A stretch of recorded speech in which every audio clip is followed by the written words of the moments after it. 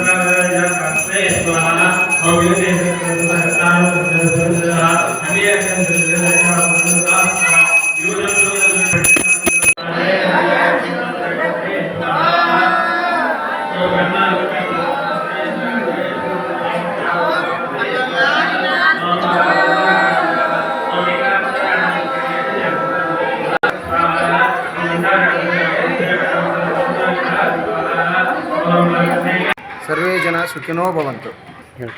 ನನ್ನ ಹೆಸರು ಇಮಾಮ್ ಸಾಬ್ ಭಾಗವಾನ್ ಅಂತ. ಇದು 1980ರಾಗ ಈ ದೇವಿಯ ಒಂದು ದೇವಸ್ಥಾನ ಪ್ರಾರಂಭ ಆಯಿತು.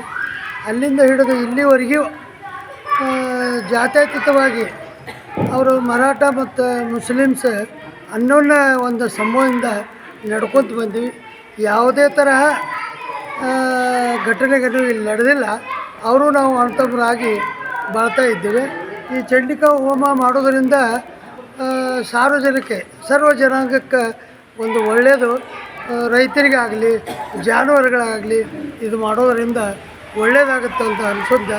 ವಿಶೇಷವಾಗಿ ನಾವು ಗೋಗೇರಿ ಗ್ರಾಮದಾಗ ಮರಾಠ ಜನಾಂಗ, ನಾವು ಮುಸ್ಲಿಂ ಜನಾಂಗ, ಇನ್ನುಳಿದ ಜನಾಂಗ ಅಣ್ತಮ್ಮರಾಗಿ ಜೀವನ ಸಾಗಿಸ್ತೀವಿ ಅಂತ ನಾನು ಹೇಳಲು ಇಚ್ಛೆಪಡ್ತೀನಿ. ನನ್ನ ಹೆಸರು ಹನುಮಂತ ಪವರ್ಪೇಟ್ರಿ. ಗುಡಿ ಎಷ್ಟು ವರ್ಷ ಅಂತ ಹೇಳಿ. ಗುಡಿ ಗ್ಯಾಸಿಲ್ ನಮ್ಗೆ 1980 ಇಸ್ವಿ 46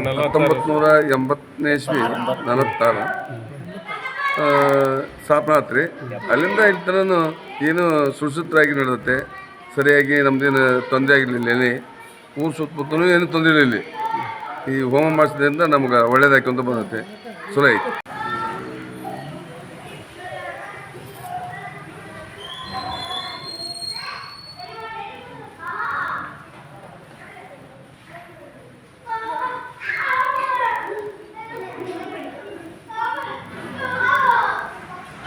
ಪಾದಗಳಲ್ಲಿ ಅನಂತ ನಮಸ್ಕಾರಗಳನ್ನು ಸಲ್ಲಿಸುತ್ತಾ ಇವತ್ತಿನ ದಿವಸ ಏನು ಈ ಗೋಗೇರಿ ಗ್ರಾಮದಲ್ಲಿ ತುಳಜಾಭವಾನಿ ದೇವಸ್ಥಾನದ ಎದುರಿಗೆ ಶ್ರೀ ದುರ್ಗಾ ಚಂಡಿಕಾ ಹೋಮವನ್ನು ಮಾಡಿದ್ದೇವೆ.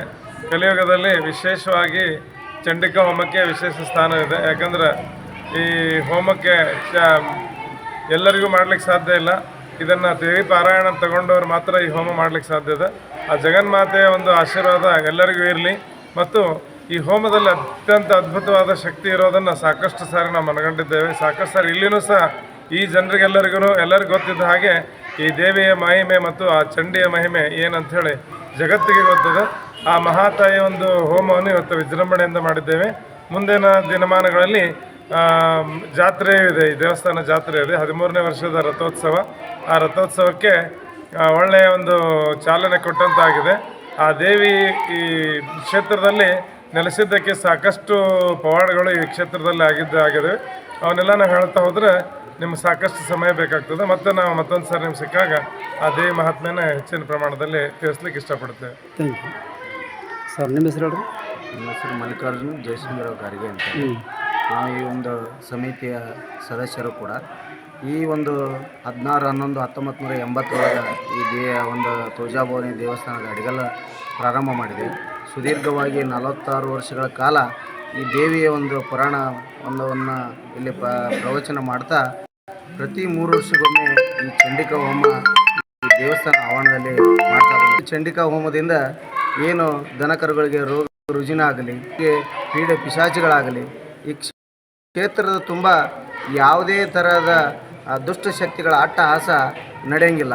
ಆದ್ದರಿಂದ ಇವರ ರಾಜಣ್ಣ ಪೂಜಾರ್ ಅಂತ ನಮ್ಮ ಅರ್ಚಕರು, ಇವರ ತಂದೆಯವರಾದ ಕಲ್ಲಪ್ಪಜ್ಜ ಪೂಜಾರವರು ಆದಿಕಾಲದಿಂದ ಒಂದು ತಲೆಮಾರು, ಇವರು 2ನೇ ತಲೆಮಾರಿನವರೆಗೂ ಕೂಡ ಈ ಒಂದು ಪೂಜಾರ ಗುರುಗಳ ಕೃಪಾ ಆಶೀರ್ವಾದದಿಂದ ಇವರು ನಮ್ಮ ಬೆನ್ನಿಗಿರೋದ್ರಿಂದ ಈ ಒಂದು ಪ್ರತಿ 3 ವರ್ಷಕ್ಕೊಮ್ಮೆ ಚಂಡಿಕಾ ಹೋಮವನ್ನು ಮಾಡ್ತಾ ಈ ಜನರಿಗೆ ಸದಾ ಸುಭಿಕ್ಷವಾಗಿ ಇರಲಿ ಅಂಥೇಳಿ ಸಮಿತಿಯವರು ಎಲ್ಲರ ಪರವಾಗಿ ಈ ದೇವಸ್ಥಾನ ಆವರಣದಲ್ಲಿ ಚಂಡಿಕಾ ಹೋಮವನ್ನು ಮಾಡ್ತಾ ಇದ್ದೀವಿ. ಸರ್ವರಿಗೂ ಶುಭವಾಗಲಿ. ಸರ್ವೇ ಜನ ಸುಖಿನೋ ಭವಂತು. ನನ್ನ ಹೆಸರು ಇಮಾಮ್ ಸಾಬ್ ಭಾಗವಾನ್ ಅಂತ. ಇದು 1980ರಾಗ ಈ ದೇವಿಯ ಒಂದು ದೇವಸ್ಥಾನ ಪ್ರಾರಂಭ ಆಯಿತು.